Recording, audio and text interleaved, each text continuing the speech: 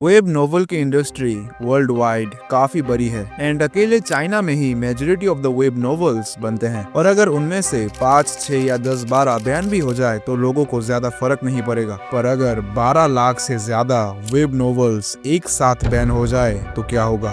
2018 में यही हुआ था। 2020 से पहले वेब नोवेल की इंडस्ट्री में एक ही सबसे बड़ा नाम था, Zhang Wei, who is the main subject of today's video. Zhang Wei, who is the creator of Dolu Dalu. Zhang Wei को एक रोल मॉडल के जैसे देखा जाता था, एक ऐसे इंसान के जैसे जिसने एक हम्बल ऑथर से लेके अपने काम को लाइव एक्शन शोज, एनिमेशंस, मानहुआस और गेम्स तक एडाप्ट करवाया। सब मिला के उसको $18 मिलियन से भी ज्यादा एनुअल रेवेन्यू मिलता था। लेकिन आजकल उसकी पब्लिक परसेप्शन काफी गिर चुकी है। लोग उसका मजाक उड़ाते हैं, उसको रिडिक्यूल करते हैं और इतनी नफरत करते हैं कि उसकी वाइफ की डेथ को भी एक मजाक का वेपन बनाया गया है उसके अगेंस्ट यूज करने के लिए। वीडियो के मोस्ट सोर्सेस रेडिट पे डी-रोल अवेक के एक पोस्ट से लिए गए हैं जो एग्जैक्टली इसी टॉपिक पे लिखा गया था। सीरियसली उसके बिना ये वीडियो बनाना पॉसिबल नहीं होता। ये मेरा और इस चैनल का पहला डॉक्यूमेंट्री वीडियो है। जैसे कि कम्युनिटी सेक्शन से मुझे नोवेल और मानुआ के ऊपर डॉक्यूमेंट्री बनाने का रिक्वेस्ट आया था एंड इसीलिए जो इस टॉपिक के ऊपर मैं बहुत दिनों से वीडियो बनाने का सोच रहा था आज बना पा रहा हूँ। और ऐसे ही मेरे पास कई इंटरेस्टिंग टॉपिक्स है जिनके ऊपर मैं वीडियो बनाने वाला हूँ, जिनको आज तक यूट्यूब में किसी ने कवर नहीं किया। So make sure to subscribe and press the bell icon. Usually मैं वीडियोस में बोलता नहीं, पर मेरा सपना है एक दिन इस चैनल पे 100 के सब्सक्राइबर्स हिट करने का, और इस टारगेट के लिए ही मैं चेस कर रहा हूँ।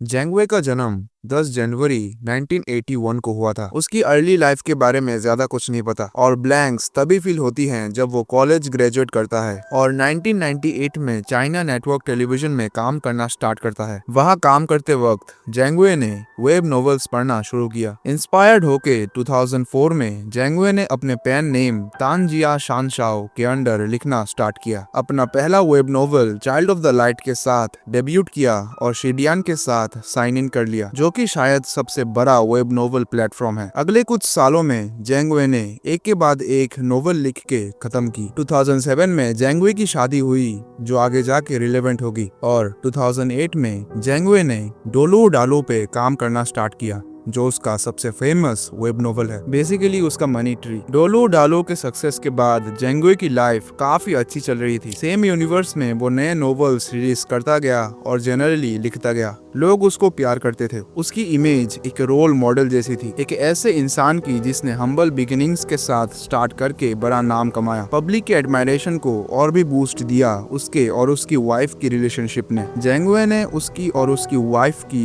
लव स्टोरी एक ऑटोबायोग्राफिकल नोवेल में लिखी जो बाद में जाके एक काफी अच्छी और पॉपुलर लाइव एक्शन शो बनी। अब लोग उसको एक लविंग, केयरिंग और रोमांटिक हस्बैंड के रूप में भी देखते थे। जब ज़ैंग वे ने वेल्थ, फेम और पब्लिक एडमायरेशन सब कुछ अचीव कर लिया था, उसके बाद वो चाइनीज पीपल्स पॉलिटिकल कंसल्टिव कॉन्फ्रेंस का एक मेंबर बन गया। एक पॉलिटिकल एडवाइजरी बॉडी जो खुद कुछ भी लॉ पास नहीं कर सकती, लेकिन सीसीपी को एडवाइस और रिकमेंडेशन दे सकती है सोशल और पॉलिटिकल मैटर्स में। सिंपल टर्म्स में ये लोग बस सजेशन देते हैं और जो असली पावर वाले हैं वो इन सजेशन को लेके काम करते हैं। मेंबर बनने के बाद मार्च 2019 में ज़ैंग वे ने एक प्रपोजल सबमिट किया जो पब्लिक ओपिनियन में काफी डिवाइड क्रिएट करने वाला था। अपने प्रपोजल में ज़ैंग वे ने सजेस्ट किया कि चाइना एक स्टैंडर्डाइज्ड गाइडलाइन बनाए कि क्या पब्लिश करना अलाउड है और क्या नहीं। अगर कोई ऑथर या साइट इन गाइडलाइंस को इग्नोर करे तो पनिशमेंट्स भी होनी चाहिए, जैसे कि ब्लैकलिस्टिंग, फाइन्स और अदर प्यूनिटिव मेजर्स, जो काफी वाइड इंटरप्रिटेशन के लिए छोड़ती है। उसका कहना था कि वो काफी वेब नोवेल्स देख रहा था जिसमें वल्गर, डिविएंट और पायरेटेड कंटेंट था, और कुछ साइट्स इनको प्रमोट कर रही थी क्लिकबेट के लिए। ज़ैंग वे को ये बिल्कुल पसंद नहीं था,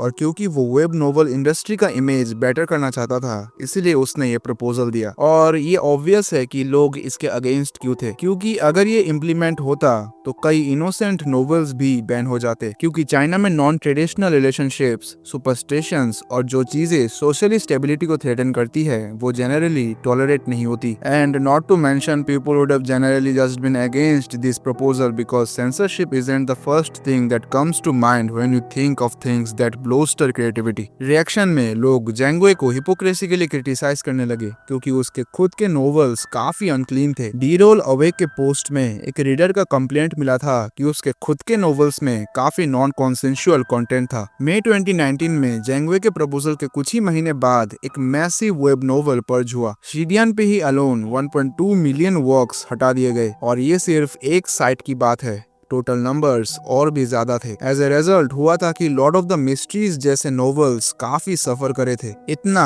कि स्टोरी पूरा बदल ही गया था। लॉर्ड ऑफ द मिस्ट्रीज के author cuttlefish that loves diving जैसे ऑथर्स ने कंप्लेंट किया था, लेकिन बाद में उन्होंने अपने कंप्लेंट्स हटा दिए काफी सस्पिशियसली। और कुछ ऑथर्स का तो इतना कंटेंट रिमूव हो गया था कि उनको उनका नॉवल फिर से शुरू से लिखना पड़ा। Compare to the others, Lord of the Mysteries का काफी लाइट पनिशमेंट था एंड रेवरेंट इंसैनिटी जैसे मास्टरपीसेस नॉवेल्स के बैन होने का यही कारण था। तो ऑब्वियसली लोग गुस्सा होंगे, और जब लोग गुस्सा होते हैं तो किसी इंडिविजुअल को ब्लेम करना इजी होता है रेदर देन एक फेसलेस पॉलिटिकल बॉडी। और जेंगवे एक इजी टारगेट बन गया क्योंकि कुछ महीने पहले ही तो उसने प्रपोजल दिया था, लेकिन जेंगवे ने इन एक्विजिशंस को पूरी तरह डिनाई किया। उसका कहना था कि उसका इसमें कोई हाथ नहीं है क्योंकि उसके पास उतनी पावर नहीं है एंड वो सिर्फ एक हम्बल ऑथर है जो मिलियंस कमाता है। लोगों का क्रिटिसिज्म फिर भी नहीं रुकता। सवाल उठने लगे कि उसका काम कैसे अनटच रहा जब बाकी सब बैन हो रहे थे, क्योंकि उसके काम में भी काफी वल्गर कंटेंट था। 2020 में जेंगवे की रेपुटेशन और गिर गई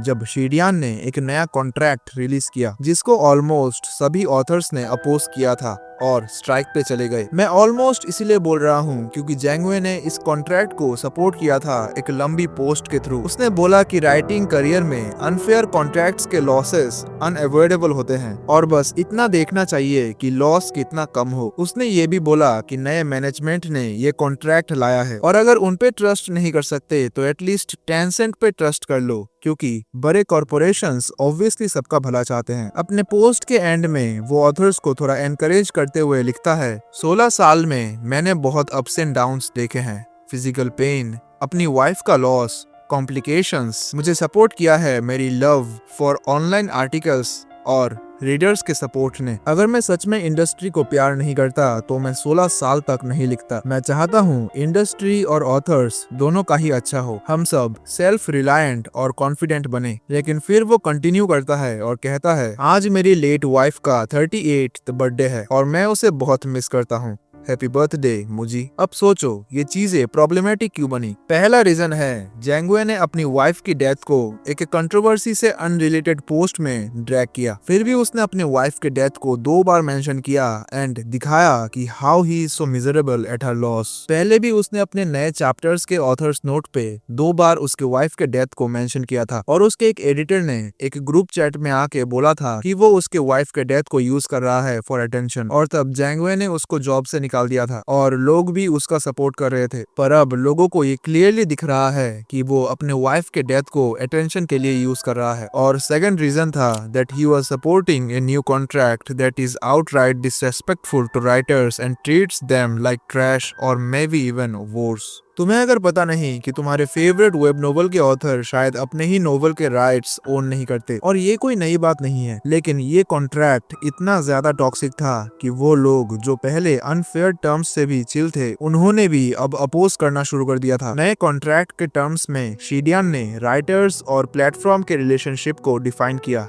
as a contractor and contracted, यानी तुम कोई क्रिएटर नहीं हो, बस एक कॉन्ट्रैक्टर हो। So taking the writers IP wasn't bad enough, as now the author is reduced to that of someone who is just contracted. Then जैसे कि तुम एक बस कॉन्ट्रैक्टर हो, in the event that Shidian wants to terminate their contract with you, then वो कर सकते हैं एंड वो किसी और से भी तुम्हारा नोवेल फिनिश करवा सकते हैं, which is absolutely crazy.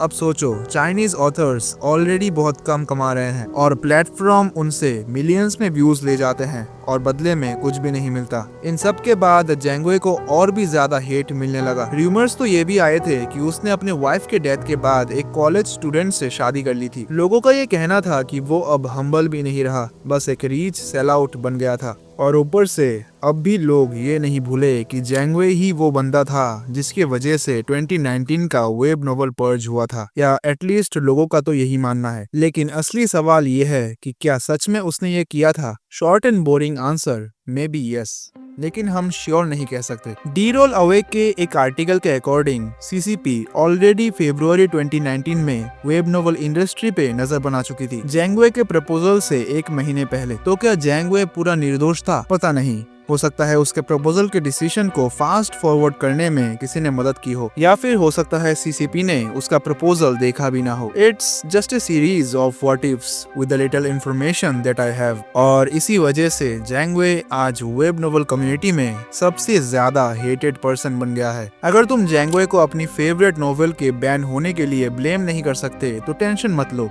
क्योंकि you can still hate him for having astronomically bad takes such as this, जहां वो सोचता है कि उसकी वर्ल्ड बिल्डिंग बेटर है टोल्किन से, या his views on monogamy. So या इस वीडियो को बनाने में बहुत मेहनत लगी है, तो अगर तुम कुछ भी करके थोड़ा सा भी अप्रिसिएशन दिखा सकते हो कमेंट, शेयर और लाइक सब्सक्राइब करके, तो आई विल बी ग्रेटफुल। और मैं एक और डॉक्यूमेंट्री पे काम कर रहा हूँ, तो वो भी जल्दी आएगी। पीस।